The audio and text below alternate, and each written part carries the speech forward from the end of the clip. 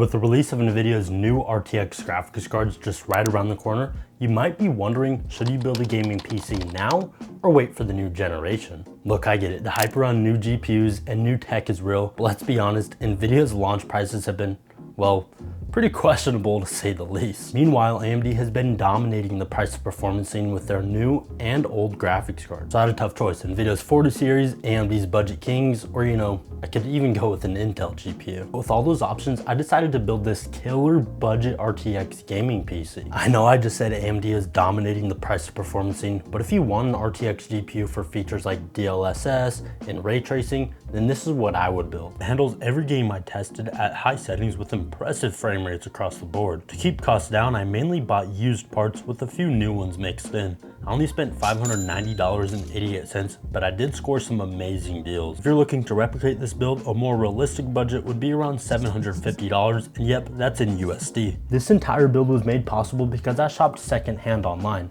Seriously, there are a few online marketplaces that I stand by for both buying and selling your tech. Not only do you save some money, but you also get perks like purchase protection that gives you a little peace of mind. One of my go-to sites for this is Jawwood, and they're actually sponsoring today's video. Jawwood.gg is the marketplace for buying and selling your gaming gear. Whether you're looking for individual PC components or a fully built custom gaming PC, then Jawwood has you covered. And if you want to join Jawwood as a seller, trust me, it's super easy. I've been selling on there all the time, as well as a bunch of other verified sellers. In fact, this very build from today's video will be listed on my Jawwood page. I've had nothing but a good experience with Jawwood, and if you're like me flipping PCs for profit, then I would definitely check it out. Or if you're in the market for a new gaming PC but you don't want to build it yourself, go and visit Jawwood down below. You can snag one of my computers or shop from any of the other verified sellers. There's this custom sleeper PC with some killer specs that I really love. And if you're new to Jawwood, use my discount code ElijahsLab10 to save $10 on your first purchase. Big thanks to Jawwood for sponsoring this video. Be sure to check them out with the links in the description.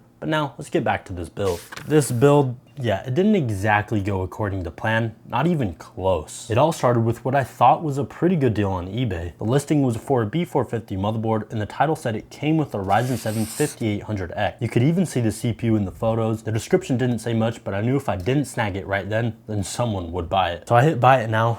That was back in August. It is now September 26th, the day of recording this. I just opened it up and thankfully it all works, but there is a catch. Instead of the Ryzen 7 5800X I thought I was getting, the CPU turned out to be a Ryzen 7 2700X, much older than what I was expecting. I paid $111.86, which would have been a great deal if I got the right CPU, but oh well. Been a while since I bought it. I wasn't expecting much, but I decided to message the seller anyway. To my surprise, they responded and even issued a $42.48 refund. That brought the price down to $69.30. It's way better, but I was still pretty bummed about the mix-up. Luckily, around the same time I bought that combo, I also bought this Ryzen 5 5600X. When this CPU launched, it was one of the best choices for a gaming CPU, handling all of the GPUs at that time. And even here in 2024, it's an excellent option if you're shopping on a budget. Sure, it's last gen on the AM4 platform, but with 6 cores and 12 threads, it still packs a serious punch. Built on AMD's Zen 3 architecture, which brought some big improvements over previous generations, like higher max boost frequencies and better IPC. Now, IPC, or instructions per cycle, is just a metric they use to measure the efficiency of a processor. Basically, the higher the IPC, the more tasks that processor can complete at any given time.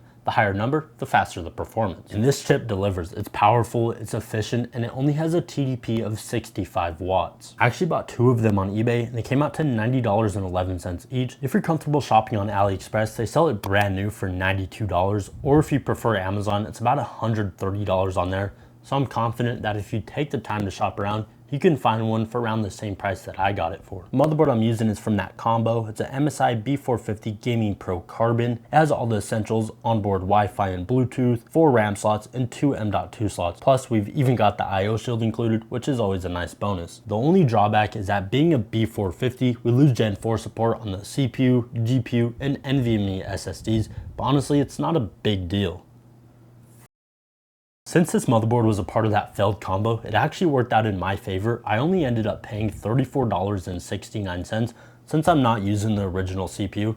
not bad for a solid board. I loaded up the motherboard with this 32GB kit of RAM. It's two 16GB sticks from G-Skill, clocked at 3200 MHz. Now I'd recommend going with a speed of 3600 MHz because you will get better performance, but my price was only about $47, so I'm going to use it. For storage, I went with a budget Gen 3 NVMe SSD. I tend to use this King spec model in almost all of my builds. I've never had any issues with it, and I like that it comes with an M.2 screw just in case you may need it. Normally this SSD goes for around $60, but I stocked up during a sale and bought it for $51.48. If you're looking to save a bit, then keep an eye out for those deals. As I mentioned earlier, the Ryzen 5 5600X has a pretty low TDP, so you can get away with using some really simple coolers. I'm using the Thermalright Assassin X120 SE. It's rated for CPUs with a TDP between 125 watts and 225 watts, so it'll have no problem keeping the Ryzen 5 5600X cool. I grabbed it on Amazon for $20.55. They also offer a white version, but the black one fits the build perfectly. When it came to choosing the case, I was really excited to use the Montech XR. It released earlier this year and I still haven't got a chance to use it, but unfortunately the shipping time just wasn't fast enough for this video. But honestly, when it comes to cases, you've got so many options, so feel free to get creative and pick a case that fits your style. But just make sure to click on my affiliate link down below. Seriously, you don't even have to buy what I link down below. As long as you buy something, it still helps me out. The case I ended up going with is a Salmon NewView 4361 in black. I just recently used the white version in another build, and it's a pretty solid case. It's got decent build quality and comes with 3 RGB fans. The 2 side fans are actually reverse airflow, so it looks like they were exhausting, but they're actually intaking fresh air. Plus it has a fan controller in the back, and I was able to hook up the CPU cooler fan to it, and now I can control all the fan colors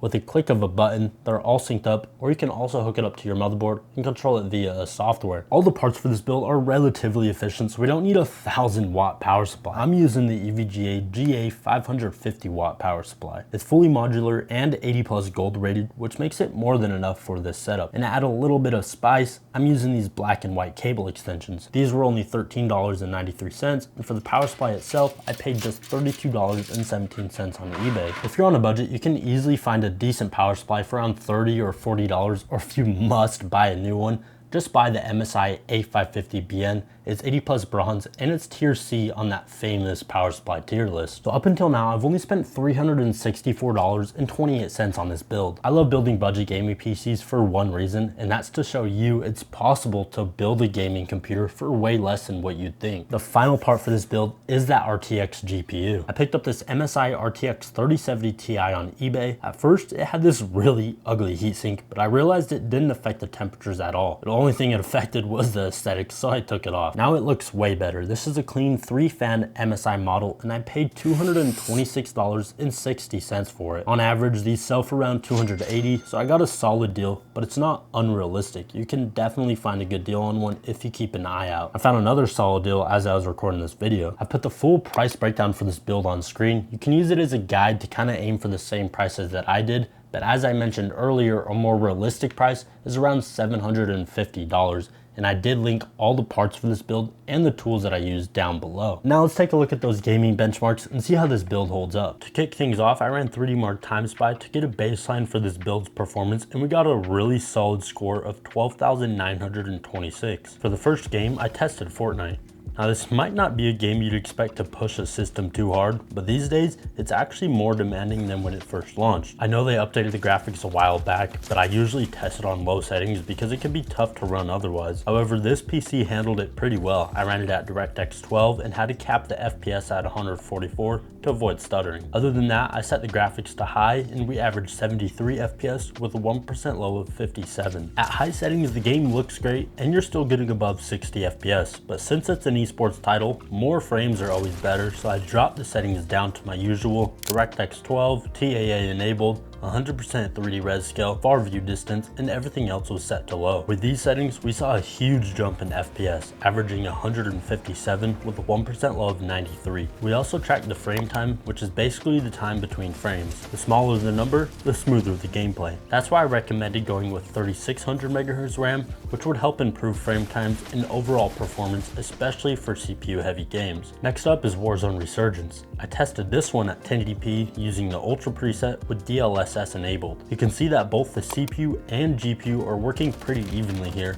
and we're using about 13 gigabytes of RAM. If we had only gone with 16 gigabytes, we wouldn't have much headroom left, so that 32 gigabyte kit was definitely a good move, not just for gaming, but for other use cases too. The build handled Warzone well, averaging 129 FPS. And realistically, when I play, I tweak the settings, high textures with everything else on low, usually gives me the best performance. Another shooter I've been playing lately is the Finals, which has pretty solid graphics for an esports title. It's not the easiest game to run. I recently tested it on a sub $300 PC, and it struggled to hit 60 FPS even on low settings. But with this setup, we had no trouble. I ran it at 1080p with max FOV, enabled DLSS, and cranked all the settings to epic. The game looked fantastic, and we averaged 118 FPS with 1% low of 85. There are a few more games I tested on this PC. Now, I only had access to a 1080p monitor for testing, but I'm confident this build can handle all these games at 1440p as well. Let me know your thoughts on this build down below in the comments. Would you change anything? Like I mentioned earlier, one upgrade I'd recommend is going for faster RAM. All the parts I use for this build will be linked down below for you to check them out if you want to follow along. And a big shout out to Jawa for sponsoring this video. Be sure to visit them with the links down below.